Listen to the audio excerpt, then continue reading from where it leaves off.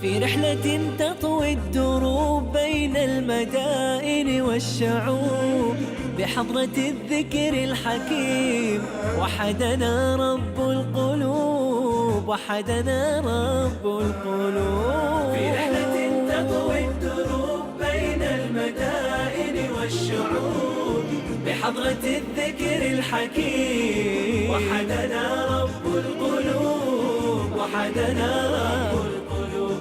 ولحفظ آيات الكتاب قد أتينا كل باب، نمضي على درب الصواب من قبل أن تجلو الخطوب، من قبل أن تجلو الخطوب. في رحلة تطوي الدروب بين المدائن والشعوب، بإذن الله احنا قررنا ان احنا نحفظ كتاب الله سبحانه وتعالى. هذه الفقرة اللي راح اتكلم فيها الآن هي أهم فقرة من فقرات البرنامج، والقاعدة اللي راح أذكرها هي أهم قاعدة من القواعد اللي راح أذكرها في البرنامج. بدون هذه القاعدة لا يمكن أنك أنت تستمر في حفظك للقرآن. والقاعدة هي المراجعة ثم المراجعة ثم المراجعة. أحبابنا، كتاب الله سبحانه وتعالى عزيز، مو نفس أي كتاب آخر. إذا أنت حفظت القرآن أو حفظت أجزاء من القرآن وتركت المراجعة، القرآن يتفلت. ليش؟ لأنه عزيز. النبي صلى الله عليه وآله وسلم ذكر لنا هذا الأمر لحرص علينا في رحلتنا القرآنية. قال: تعاهدوا القرآن، فوالذي نفس محمد بيده لهو أشد تفلتا من الإبل في عقلها. يبين لنا النبي صلى الله عليه وآله وسلم أن هذا القرآن يتفلت إذا ما راجعناه. بعضكم يقول: يا فهد دلنا على المراجعة، عطنا طريقة، لا تتكلم كذي كلام بالهوى، خرعتنا. لا، ما راح أترككم. لذلك بإذن الله تعالى رب العالمين ييسر لي وأعطيكم الخطط الجميلة لمراجعتكم للقرآن. مو خطة عامة، لا، بإذن الله راح أعطيك خطة يومية وخطة أسبوعية وخطة شهرية لمراجعتك لكتاب الله سبحانه وتعالى.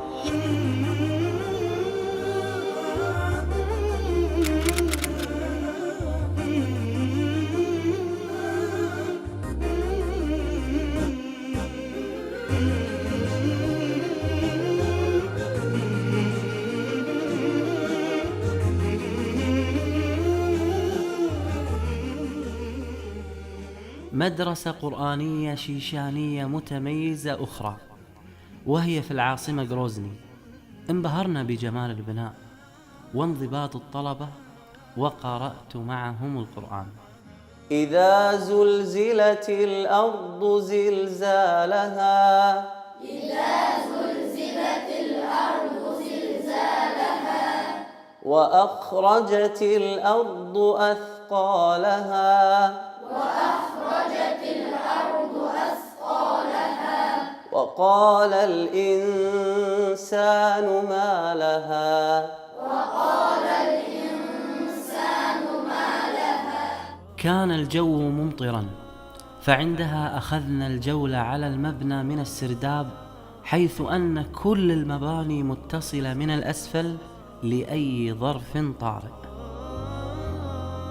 فقال لهم رسول الله ناقة الله وسقياها، فكذبوه فعقروها، فدمدم عليهم ربهم بذنبهم فسواها، ولا يخاف عقباها. صدق الله العظيم. ما شاء الله ما شاء الله، تبارك الرحمن، الله يحفظك. طبعا الكل الآن من يشاهدنا ويرى هؤلاء النماذج يسأل كيف يحفظون هؤلاء القرآن، وخاصة أنهم، نعيد ونكرر، أنهم لا يتكلمون اللغة العربية. لذلك يعني حرصت أن أسأل شيخنا ما شاء الله كيف تتبع وما هي الطريقة التي تتبعها في تحفيظ هؤلاء القرآن شيخنا وسيدنا؟ من أول عندهم كان طريق تلقي، مثلا أنا أقرأ آية، نعم، هو يقرأ، نعم. وراء. بعدين حينما وصلوا إلى الجزء، نعم، هو بنفسه يقرأ، نعم، بعدين يحفظ ويأتي وأنا أصحح في نفسي. وأنت تصحح، نعم. في البداية تكون في التلقين. نعم. قتل أصحاب الأخدود. قتل أصحاب الأخدود. النار ذات الوقود. النار ذات الوقود. إذ هم عليها قعود. إذ هم عليها قعود. إذ هم عليها قعود. إذ هم عليها قعود. قعود. قعود. عين قعود. قعود. ما شاء الله، ما شاء الله تبارك الرحمن. طيب الشيخ يلقن ما شاء الله الطالب، وأرى في الخلف كلهم يحركون الفم ويتعلمون المخارج وهو يلقنهم ما شاء الله، يتعلمون حتى إذا أتوا إلى الشيخ يعرفون كيف القراءة. من القواعد الأساسية، وأنت الآن بدأت تحفظ كتاب الله سبحانه وتعالى، أن تحفظ هذا القرآن بتجويد. الآن احنا اتفقنا أنك إذا عزمت أنك تحفظ كتاب الله سبحانه وتعالى أنك تختار لك شيخ متقن.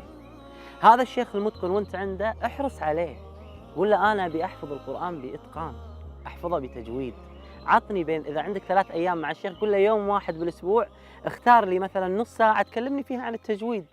والتجويد علم سهل وجميل جدا وممتع.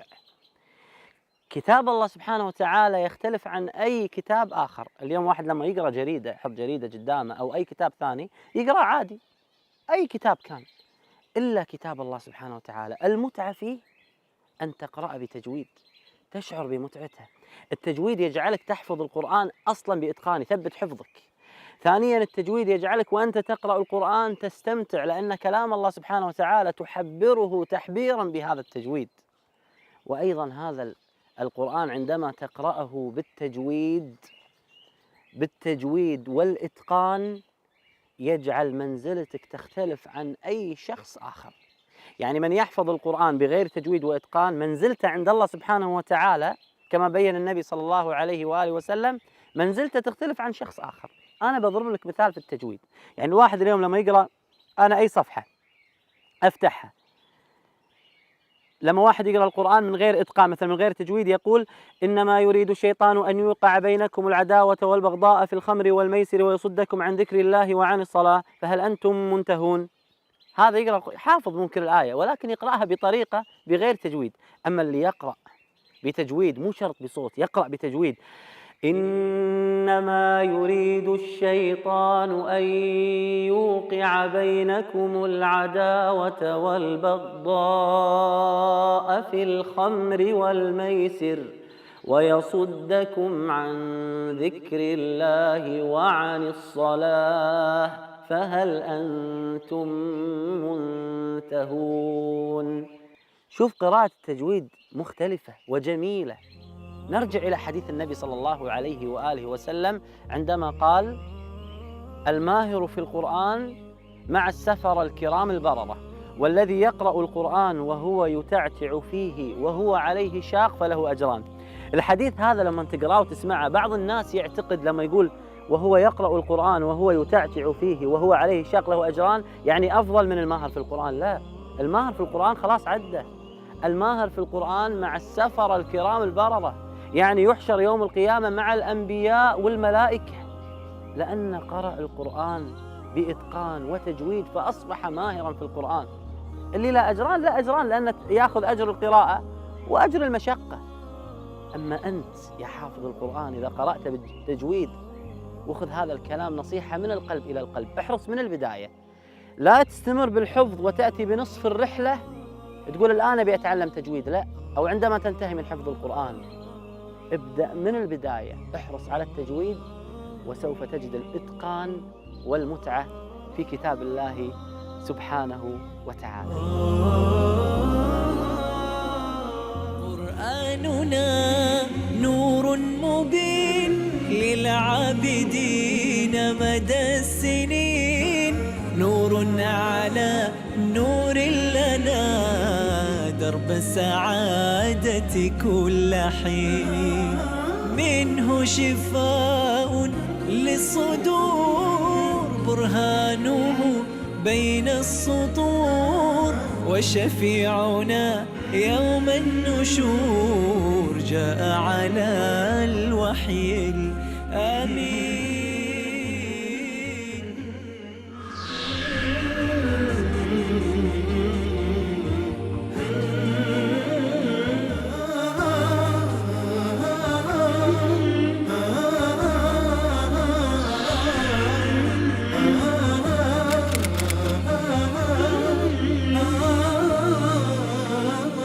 بالرغم من قلة الإمكانيات المادية وضعف المستوى المعيشي في موريتانيا، إلا أننا وجدنا منهم حرصا عجيبا على تحفيظ القرآن، وهذا ما شاهدته في زيارتي لمحضرة المحسنين التي خرجت ما يقارب 1000 حافظ، وبدأت أختبر المتميزين منهم واطلعت على تجاربهم، ومنهم الحافظ محمد فال.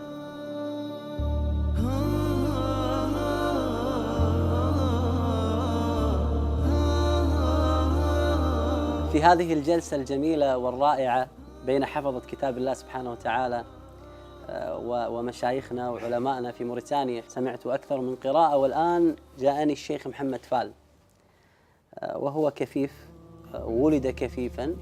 صدق الله سبحانه وتعالى عندما قال في سورة الحج: فإنها لا تعمى الأبصار ولكن تعمى القلوب التي في الصدور.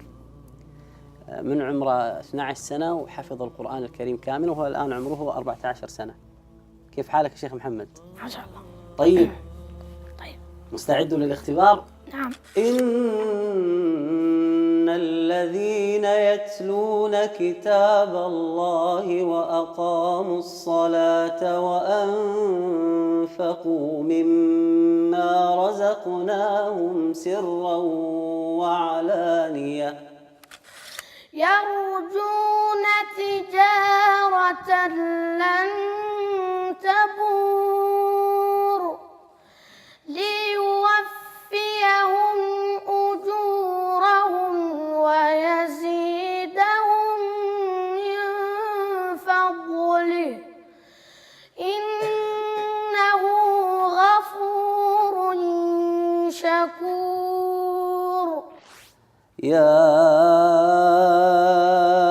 أيها الذين آمنوا قوا أنفسكم وأهليكم نارا وقودها الناس والحجارة عليها ملائكة غلاظ شداد لا يعصون الله ما أمرهم ويفعلون ما يؤمرون.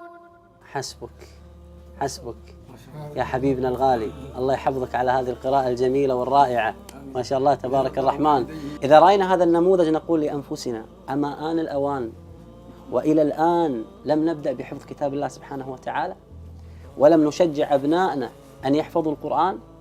تقولون صعبا، هذا لا يرى وكفيف حفظه الله، ولكنه حفظ القرآن الكريم كاملا بتيسير من الله سبحانه وتعالى، ثم جهده وجهد والديه ومعلمينه. احفظوا القرآن. لماذا نريد أن نحفظ هذا القرآن؟ سؤال مهم. الجواب: كي نصل إلى رضا الرحمن، كي نصل إلى حب الله سبحانه وتعالى لنا، كي نصل أن نكون من أهل الله سبحانه وتعالى. ولكن سؤال مهم: هل من المعقول أنك تريد أن تكون من أهل الله سبحانه وتعالى وتغضب الرب عز وجل وتعصي الله سبحانه وتعالى؟ كيف يوفقنا رب العالمين إذا نحن نعصيه؟ لا يمكن. لذلك من أهم القواعد الأساسية في حفظ هذا القرآن أن نترك كل المعاصي. هناك جوارح أنت تستخدمها كي تحفظ القرآن: العين والسمع واللسان. العين أنت ترى بهذه العين أعظم كلام وأحسن حديث الذي نطق به الله عز وجل. كيف نعصي الله سبحانه وتعالى بهذه العين ونقرأ هذا الكلام العظيم؟ السمع ابتعد عن كل شيء يغضب الله سبحانه وتعالى بهذا السمع.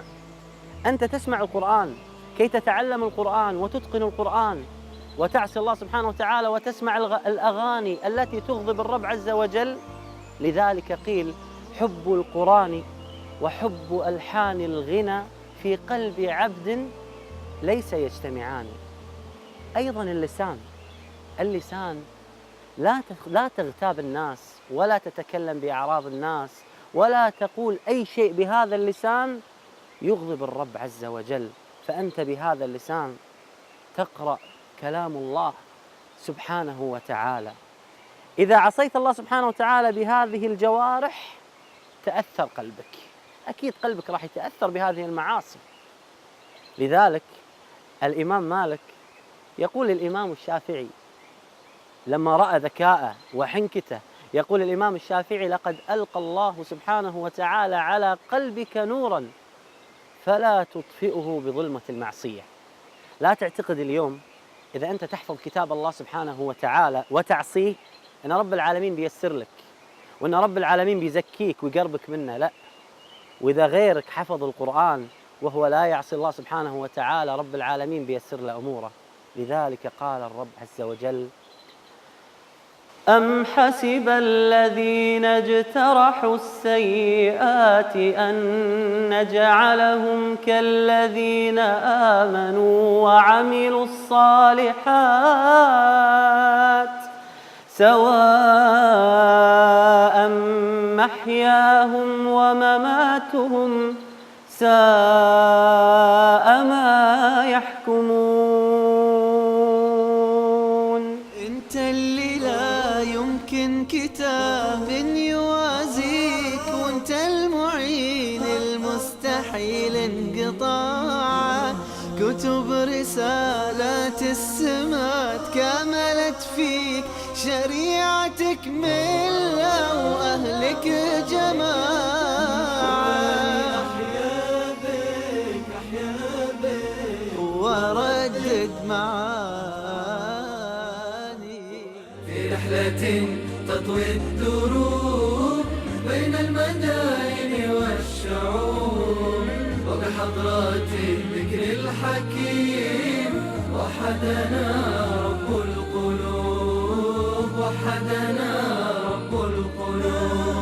ولحفظ آيات الكتاب قد أتينا كل باب، نمضي على درب الصواب، درب الصواب من قبل أن تجلو الخطوب. ولحفظ آيات الكتاب قد أتينا كل باب، نمضي على درب الصواب، درب الصواب من قبل أن تجلو الخطوب، من قبل أن تجلو الخطوب. في رحلة تطوي الدروب بين المدائن والشعوب، وبحضرات الذكر الحكيم وحدنا رب القلوب، وحدنا